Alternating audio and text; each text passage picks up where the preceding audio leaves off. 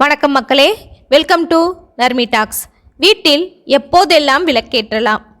காலையில் 5 மணி முதல் 6 மணிக்குள்ளும், மாலை 5:30 முதல் 6 மணிக்குள்ளும் தீபம் ஏற்றி வழிபட்டால் சகல வளங்களும் உண்டாகும்.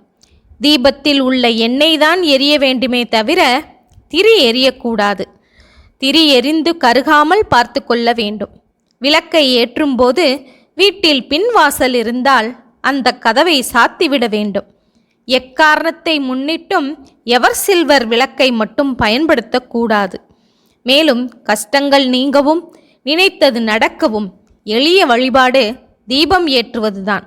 தீப ஒளி இருக்கும் இடத்தில் தெய்வ அனுகிரகம் நிறைந்திருக்கும். வீட்டில் எங்கெல்லாம் முடியுமோ அங்கெல்லாம் கூட தீபம் ஏற்றி வைக்கலாம். 5 முகங்கள் கொண்ட தீபம் ஏற்றினால் அஷ்ட ஐஸ்வர்யங்களும் உண்டாகும்.